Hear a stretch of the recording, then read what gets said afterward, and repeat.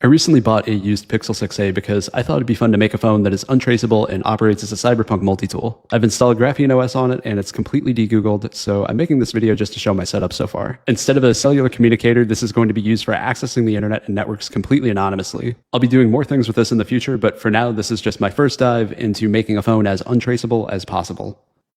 Alright, so the first thing you probably notice is how it looks. I know my camera's picking up a lot of blue light from the screen, but in real life, I can't see much of the blue light at all, so that definitely helps it look like a manga panel or something off of an e-ink tablet. The background is a panel from a manga called Ruby Dragon, and I'm using Nova Launcher instead of the regular default Android launcher for my home screen layout. And the icon pack I'm using is called Snow. I think with just these three things, it gives the home screen a look that I really like, just enough action while being somewhat minimal. So now I'm going to move on to the actual network and security stack. So first things first, I mention it all the time, the number one way you'll ever be tracked back to your device is through your device's MAC address.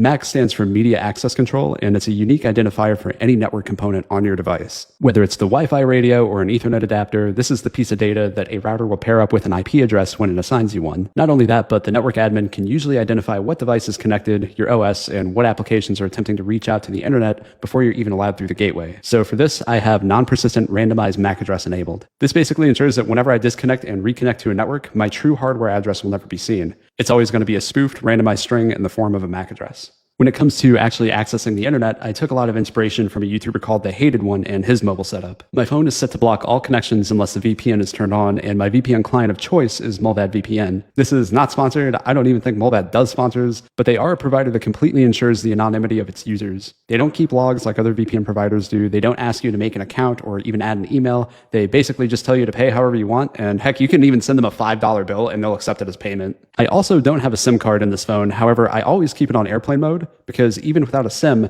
the cellular radio is always reaching out to cell towers.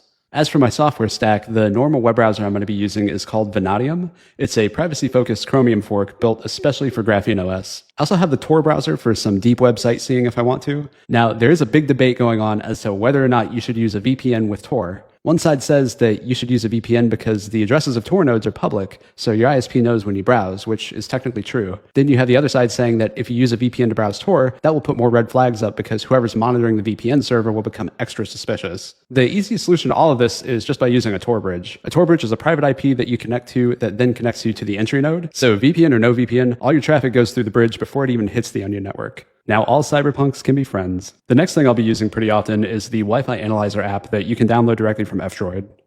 This is basically a spectrum analyzer like Wi-Fi Man, except it doesn't attempt to access every sensor on the phone to run. It does still ask for GPS permission just so it can determine how far away access points are, but that's about it really. And then last but not least is Termux. Termux is a Linux shell terminal for your phone, and it's basically going to be what gives the phone the same utility as a PC. Many things I would use a PC for development or network analysis can all be done from the phone thanks to Termux. It's pretty low key, and it just looks like you're texting or something when you use it, as opposed to whipping out your laptop or just going full hackerman in public. However, I know a lot of people don't like using the virtual keyboard with Termux, so you can always use a Bluetooth keyboard if you want. Personally, I think that makes you stand out a lot more, but you know, it's your phone. You do whatever you want with it. And honestly, I think that's kind of the point to this video. I know some people would look at this and say that this is a hacker tool or this is some burner phone, but no, it's just my cyberpunk Swiss Army knife. Not really a phone built on paranoia, but just on principle. Phones are gateways to the world, but that gate doesn't have to open up to the highest bidder. It also doesn't have to be an airplane black box. Honestly, your phone can just be yours.